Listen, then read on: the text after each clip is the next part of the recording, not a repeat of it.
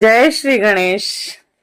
कार्तिकेय स्वामी और गणेश जी की बाल लीला, विवाह के विषय में दोनों का परस्पर विवाद, शिव जी द्वारा पृथ्वी परिक्रमा का आदेश, कार्तिकेय का प्रस्थान, बुद्धिमान गणेश जी का पृथ्वी रूप माता पिता की परिक्रमा और प्रसन्न शिवा और शिव द्वारा गणेश के प्रथम विवाह की स्वीकृति।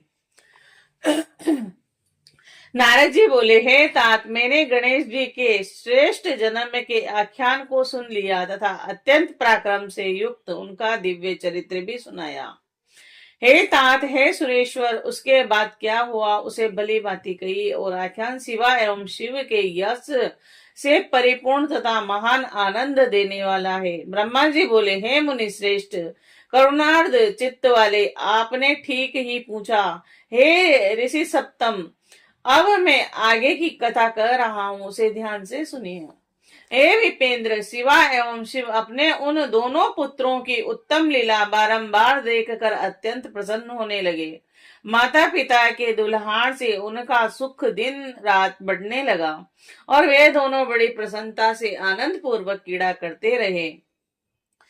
और हे मुनीश्वर, वे दोनों पुत्र महान भक्ति से युक्त होकर माता पिता की सेवा करते थे। षष्ठ मुख कार्तिकेय तथा गणेश के प्रति माता पिता का अधिक स्नेह शुक्ल पक्ष के चंद्रमा के समान सदा बढ़ने लगा। हे देव ऋषि, एक समय शिवा एवं शिव वे दोनों प्रेम युक्त होकर एकांत में बैठे हुए कुछ विचार कर रहे थे। शिवा शिव बोले कि अब हमारे यह पुत्र विवाह योग्य हो गए हैं, अतः इन दोनों का शुभ विवाह कैसे किया जाए। जिस प्रकार षणमुख प्रिय है, उसी प्रकार गणेश भी प्रिय है। इस प्रकार की चिंता में पड़े हुए वे दोनों लीला का आनंद लेने लगे। हे मुने, अपने माता पिता का यह विचार जानकर वह दोनों पुत्र उनकी इच्छा से विवाह के लिए ललायित हो उठे। मैं पहले विवाह करूंगा, और इस प्रकार बारंबार कहते हुए दोनों आपस में विवाद करने लगे। जगत के अधिपति वे दोनों शिवा और शिव उनके वचन को सुनकर लोकाचार की रीति का आश्रय लेकर महान आश्चर्य में पड़ गए। अब क्या करना चाहिए और किस प्रकार इनके विवाह की विधि संपन्न की जाए, ऐसा निश्चय करके उन दोनों ने एक अद्भुत युक्ति रची। किसी समय बैठकर माता पिता ने अपने दोनों पुत्रों को बुलाकर कहा, शिवा शिव बोले कि हमने तुम दोनों के लिए एक सुखदायक नियम बनाया है। ऐ उत्तम पुत्रों, उसे प्रीति से सुनो। हम लोग यथार्थ रूप से कह रहे हैं, तुम दोनों ही पुत्र समान भाव से हमें प्रिय हो, इसमें कोई विशेष नहीं है। अतः हम लोगों ने तुम दोनों पुत्रों के लिए एक कल्याणप्रद शर्त रखी है।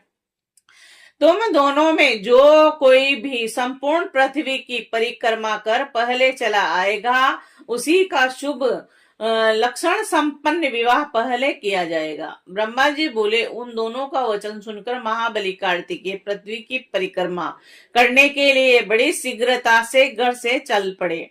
किंतु बुद्धिमान गणेश जी अपनी सबुद्धि से चित्त में बारंबार विचार करके यही स्थित रहे कि मुझे क्या करना चाहिए और कहाँ जाना चाहिए। मैं तो लांग भी नहीं सकता हूँ, कोस भर चलने के बाद मैं पुनः चल नहीं सकता, फिर इस पृथ्वी की परिक्रमा करके मैं कौन सा सुख प्राप्त कर सकूंगा।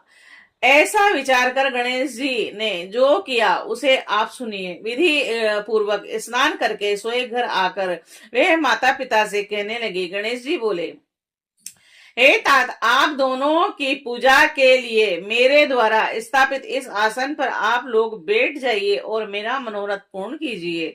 ब्रह्मा जी बोले। उनकी बात सुनकर पार्वती और परमेश्वर पूजा ग्रहण करने के लिए आसन पर बैठ गए। गणेश जी उन दोनों का पूजन किया और बारंबार उनकी परिक्रमा की, और इस प्रकार 7 परिक्रमा की तथा 7 बार प्रणाम किया। और हे तात, बुद्धि सागर गणेश जी ने बारंबार उनकी स्तुति कर हाथ जोड़कर प्रेम विवल अपने माता पिता से कहा। गणेश जी बोले, हे माता एवं पिता, आप मेरी श्रेष्ठ बात सुनिए। अब शीघ्र ही मेरा सुंदर विवाह कर दीजिए। ब्रह्मा जी बोले। इस प्रकार महात्मा गणेश जी का यह वचन सुनकर माता पिता ने कहा कि बुद्धि निधि गणेश जी से कहा, शिवाशिव बोले, तुम भी वन सहित पृथ्वी की ठीक ठीक परिक्रमा करो, और कुम्हार गया हुआ है, वहां तुम भी जाओ और पहले चले आओ। ब्रह्मा जी बोले, इस प्रकार माता पिता के इस वचन को सुनकर गणेश जी संयत एवं कुपित होकर कहने लगे। गणेश जी बोले, हे माता, हे पिता, आप दोनों धर्म रूप और अत्यंत विद्वान माने गए हैं, अतः हे श्रेष्ठ माता पिता, मेरी धर्म सम्मत बात को ठीक ठीक सुनिए। मैंने तो 7 बार पृथ्वी की परिक्रमा की है। हे माता पिता, आप दोनों ऐसा क्यों कर रहे हैं? ब्रह्मा जी बोले। उसके बाद गणेश जी का वचन सुनकर महालीला करने वाले उन दोनों शिवा और शिव ने लौकिक रीति का आश्रय लेते हुए कहा। माता पिता बोले, हे पुत्र, तुमने अति विशाल 7 द्वीप वाली समुद्र पर्यटन फैली हुई तथा घोर जंगलों से परिव्याप्त पृथ्वी की परिक्रमा कब की? ब्रह्मा जी बोले, हे मुने, शिवा और शिव के इस वचन को सुनकर महाबुद्धि के निदान पुत्र गणेश जी यह वचन कहने लगे। गणेश जी बोले, मैंने आप दोनों माता पिता शिवा एवं शिव का पूजन करके अपनी बुद्धि से समुद्र पर्यटन पृथ्वी की परिक्रमा कर ली है। इस प्रकार का वचन वेदों शास्त्रों तथा धर्म शास्त्रों में विद्यमान है। क्या यह वचन सत्य है अथवा सत्य नहीं है? माता पिता का पूजन कर जो उनकी परिक्रमा कर लेता है, उसे पृथ्वी की परिक्रमा करने से होने वाला फल निश्चित रूप से प्राप्त हो जाता है। जो माता पिता को घर में छोड़कर तीर्थ स्थान में जाता है, उसके लिए वह वैसा ही पाप कहा गया है जो उनके दोनों के वध करने से लगता है। माता पिता का चरण कमल ही पुत्र के लिए महान तीर्थ है। अन्य तीर्थ तो दूर जाने पर प्राप्त होता है। यह तीर्थ सन्निकट रहने वाला, सभी प्रकार से सुलभ एवं धर्मों का साधन है। पुत्र के लिए माता पिता तथा स्त्री के लिए पति ही घर में सर्वोत्तम तीर्थ है। वेद और धर्म शास्त्र निरंतर ऐसा कहते हैं। आप लोगों को भी यह करना चाहिए, अन्यथा वह असत्य हो जाएंगे। ऐसी स्थिति में आपका स्वरूप ही असत्य हो जाएगा और तब वेद भी असत्य हो जाएंगे, इसमें संशय नहीं है। अतः अब मेरा शुभ विवाह शीघ्रता से कीजिए, अथवा वेदों और शास्त्रों को मिथ्या कहिए। हे धर्म स्वरूप माता पिता, इन दोनों में जो श्रेष्ठतम हो उसी को ठीक ठीक विचार कर प्रयत्न पूर्वक कीजिए। ब्रह्मा जी बोले, यह तब ऐसा कहकर बुद्धिमानों में श्रेष्ठ उत्कृष्ट बुद्धि वाले पार्वती पुत्र गणेश जी मौन हो गए। इसके बाद विश्व के स्वामी दंपति पार्वती परमेश्वर उनका यह वचन सुनकर अत्यंत आश्चर्यचकित हो गए। तदंतर उन शिवा एवं शिव ने बुद्धि विलक्षण तथा यथार्थ बात कहने वाले पुत्र की प्रशंसा करते हुए यथार्थ बोलने वाले उनसे प्रेम पूर्वक कहा। शिवा और शिव बोले, हे पुत्र, तुम महात्मा में निर्मल बुद्धि उत्पन्न हुई है और तुमने जो बात कही है वह सत्य है, इसमें संदेह नहीं है। संकट उपस्थित होने पर भी जिनकी बुद्धि में विशेषता बनी रहती है, उनका दुख उसी प्रकार दूर हो जाता है जैसे सूर्य के उदय होने पर अंधकार दूर हो जाता है।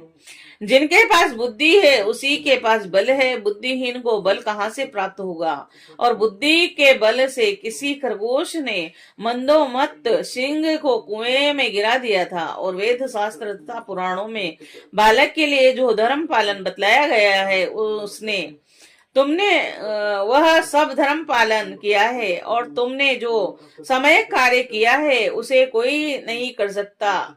हम दोनों ने तुम्हारी बात मान ली है, अब उसे अन्यथा नहीं किया जा सकता। ब्रह्मा जी बोले, ऐसा कहकर वह दोनों बुद्धि सागर गणेश जी को शाश्वत उनका विवाह करने के लिए उत्तम विचार करने लगे।